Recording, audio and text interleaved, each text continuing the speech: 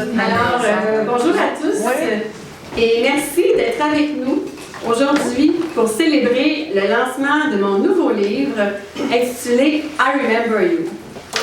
Avant de vous le présenter, j'aimerais remercier tous ceux et celles qui ont rendu possible la réalisation de ce petit bijou littéraire. Merci.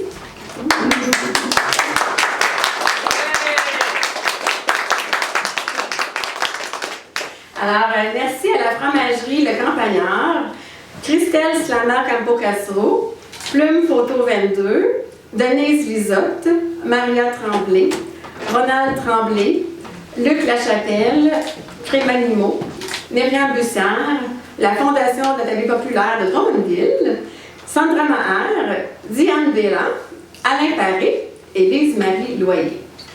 Je remercie également toutes les personnes qui ont partagé un témoignage, mais là, je vous laisse les découvrir à la lecture du livre. L'année dernière, j'ai réalisé un corpus de 36 œuvres intitulé I Remember You.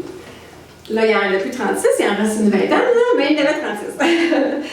Avec ces créations, je souhaitais rendre hommage à nos ancêtres, à ces êtres qui ont tracé le chemin avant nous. D'ailleurs, où serions-nous aujourd'hui sans eux? Ces personnes ont forgé notre futur avec labeur et nous leur devons toute notre reconnaissance, notre respect. N'est-ce pas? C'est donc le fondement de cette série empreinte de souvenirs, d'émotions et de gratitude. Avec les ailes de papillon, j'ai voulu représenter les ailes d'ange. Pour connaître la suite, je vous invite à vous procurer mon recueil. Maintenant, il me fait plaisir d'inviter Jacqueline Evers de Drummondville. C'est elle qui a écrit la préface de mon livre. Bonjour à vous. Je suis sûre qu'un samedi du mois de décembre, personne n'avait rien d'autre à faire. Alors, on vous remercie doublement. Surtout de la température. T'es chanceux. Une bénédiction. Une bénédiction. Moi, j'ai dépassé 70 ans depuis quelques années.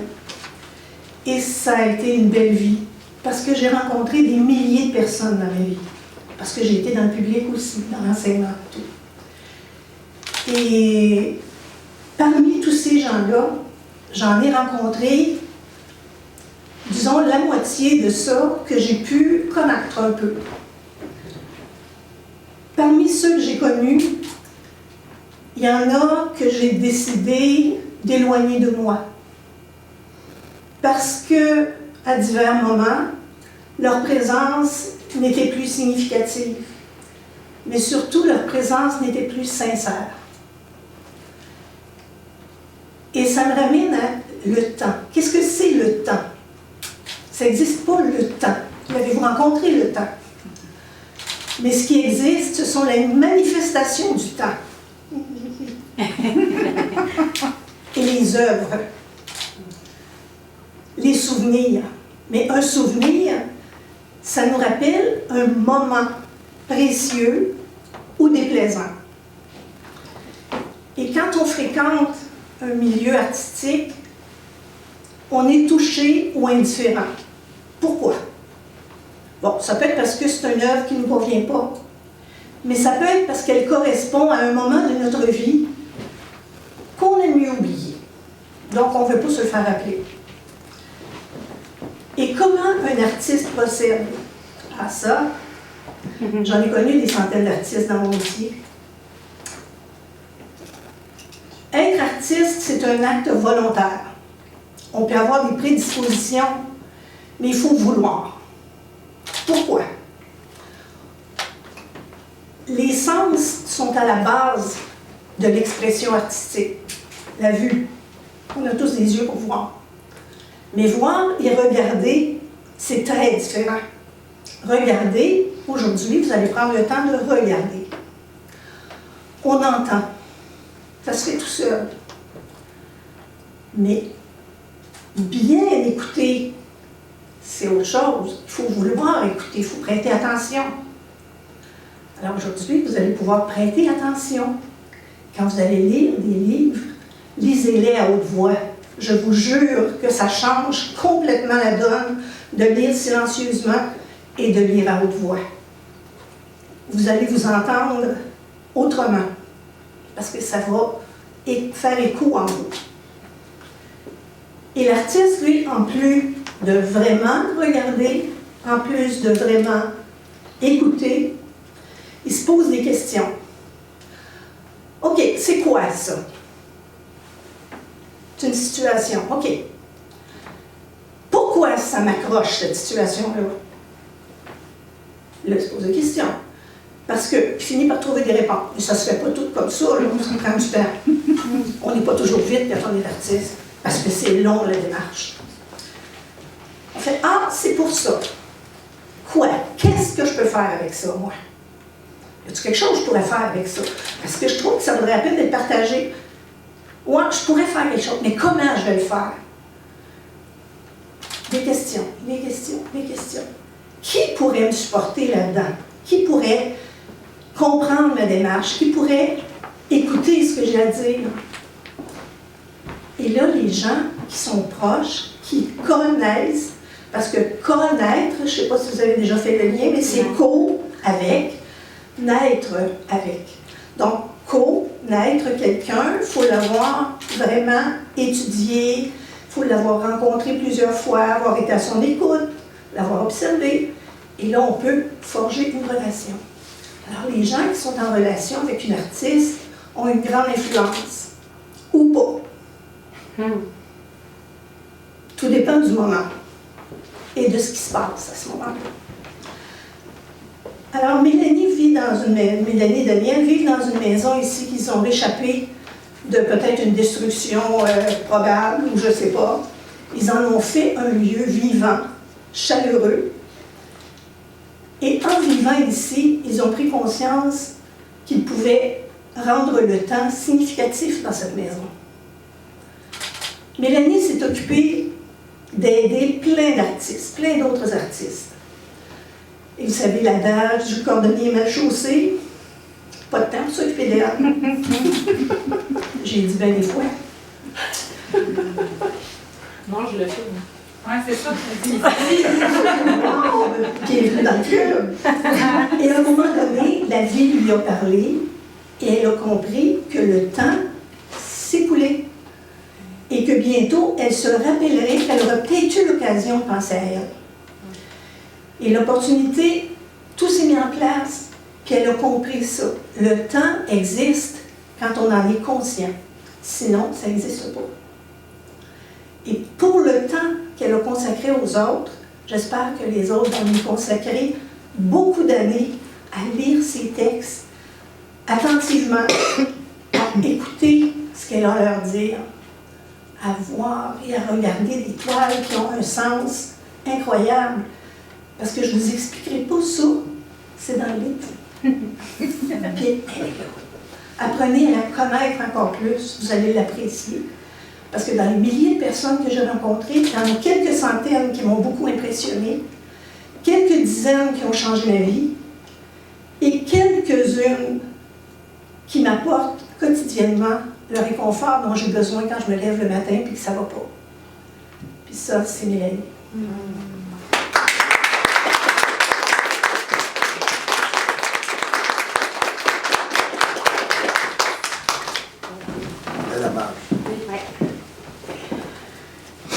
Merci beaucoup. Jacqueline, c'est très gentil. Non, c'est vrai. Avant de vous laisser profiter de cette magnifique journée, je voulais vous mentionner que ce projet est né grâce à ma petite Grima.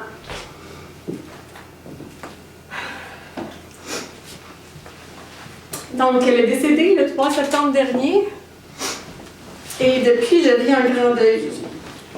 Son départ a été pour moi comme la perte d'un enfant, car mes chiens étaient ma famille.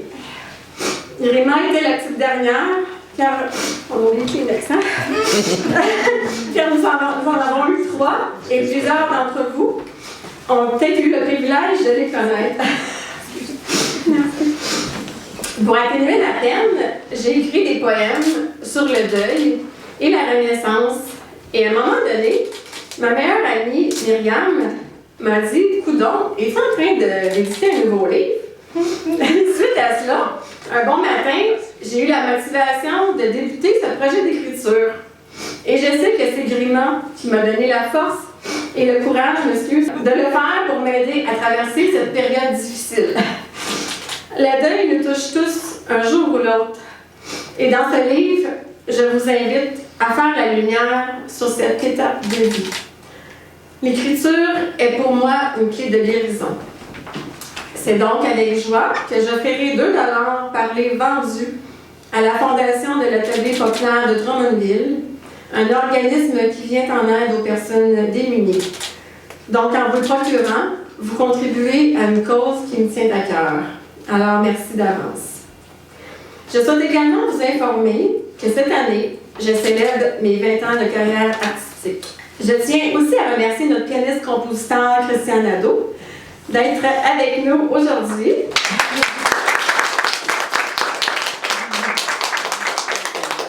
Pour enjoliver la journée avec ses douces mélodies au piano. Son CD est en vente ici, si cela vous intéresse. Pour les photos, vous croiserez ma meilleure amie, Myriam, qui vient en action. Donc, profitez-en pour sortir votre plus beau sourire pour les souvenirs. Pour tout achat d'œuvres ou de livres, mon conjoint Dalia Giroux, qui se cache derrière la caméra, ça me fera plaisir de vous servir. Sinon, je suis là pour répondre à vos questions. Et moi, c'est Mélanie Poirier, pour ceux et celles qui ne savaient pas déjà. Merci de soutenir l'art et la poésie. Ces formes d'expression sont tellement essentielles et bénéfiques à notre évolution humaine.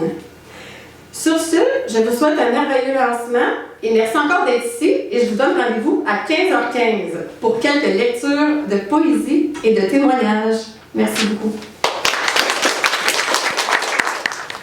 Alors, je vais débuter avec un premier poème qui se trouve à la page 37, qui est inspiré de l'œuvre I Remember You 8. Non, elle est vendue celle-là. Donc, un croissant de lumière. Au clair de lune, j'ai parcouru les étoiles. À bout de souffle, je t'ai cherché.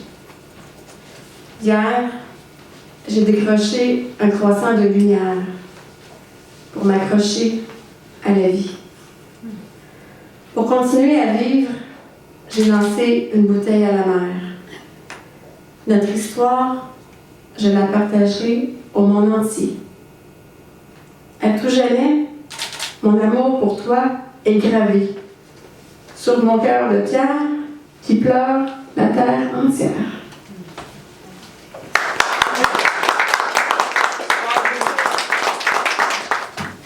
Et le prochain est à la page 64, inspiré de l'œuvre. La première qui est là, c'est pas. Ça fait ta job.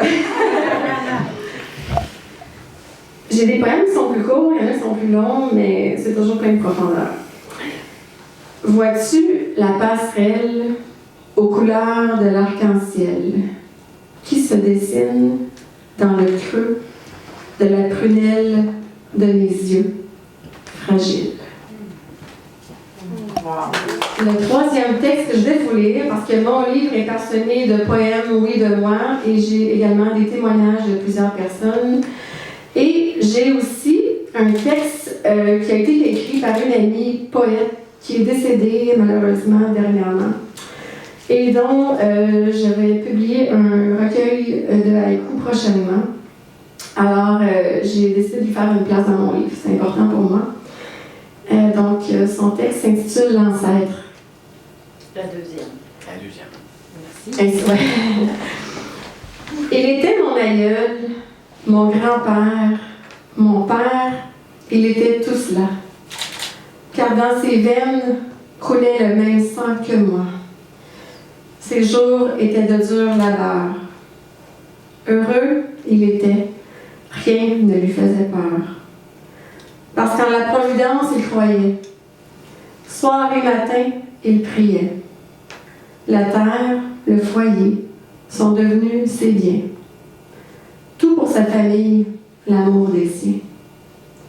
Où est-il aujourd'hui?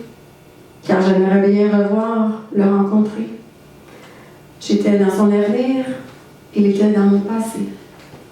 Nos destins se sont croisés. Je porterai son front, sa fierté, ses yeux, son honnêteté. Il voyait tout cela dans ses rêves, dans ses pensées. Était-il un paysan, un noble? Peu importe, il était mon ancêtre. Il m'aimait et je l'aimais déjà. Alors c'est Isabelle Neveu. Wow.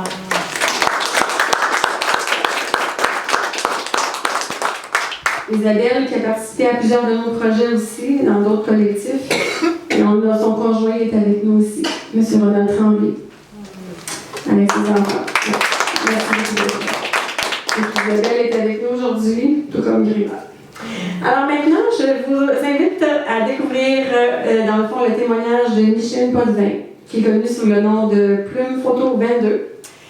Alors, on vient tout juste de publier un beau livre de Micheline avec ses magnifiques photographies. Donc, c'est inspiré de la Lune. Micheline qui photographie pas seulement la Lune, mais dans ce projet-là, c'était la Lune. Donc, si jamais vous voulez vous le procurer aussi, il est en vente ici. Alors, Micheline, je t'inviterai à venir le voir. Laissez-moi vous présenter Mélanie Poirier, une artiste dotée d'une grande sensibilité, une créatrice incroyable de moments présents et passés qui change notre vision du futur. Quand j'ai vu la série I Remember You, je me suis sentie transportée dans le parcours de mes ancêtres. Je n'ai pu résister à me procurer une première œuvre signée Mélanie Poirier. J'ai choisi la 18e de cette collection. Mon coup de cœur fut instantané, car j'y retrouvais ma grand-mère et ses 4 filles, l'histoire de ma famille maternelle telle que je les voyais sur mes photos. J'ai immédiatement senti une connexion avec elles, des retrouvailles touchantes. Je fus séduite aussi par un papillon symbolisant ma renaissance d'il y a 13 ans. Sur le côté, il y avait une bande de négatifs évoquant le film de nos vies. Juste plus bas, des chiffres nous ramènent au temps qui passe ou au moment présent de ce que je vis. Cette œuvre, empreinte de douceur, me rappelle de beaux souvenirs. Tes créations, Mélanie, racontent toujours une histoire ou portent un message d'espoir. Merci à la vie de t'avoir rencontré pour mettre autant de beauté en couleur dans mon univers par ta présence et tes œuvres.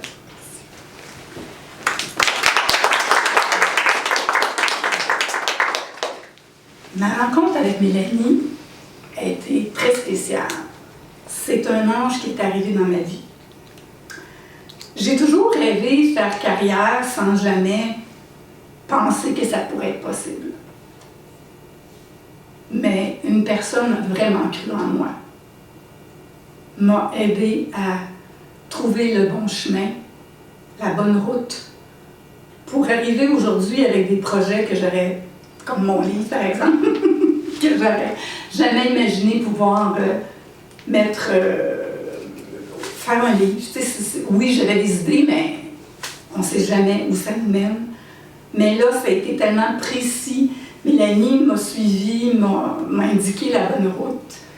Et les commentaires que j'ai reçus depuis mon lancement le 19 novembre dernier, ben, je les accorde à moi, mais aussi une partie à Mélanie. Parce que si elle n'avait pas été là, il n'y aurait rien de ça qui aurait été créé. Et c'est pas terminé, il y a plein de beaux projets qui s'en viennent. Puis ça, j'y en dois une partie. Je suis là, oui, d'accord, mais si Mélanie n'était pas là avec son enthousiasme, puis tout ce qu'il y a en dedans d'elle pour aider quelqu'un qui veut, c'est mon ange sur ma route, puis c'est ma mère qui me l'a envoyé.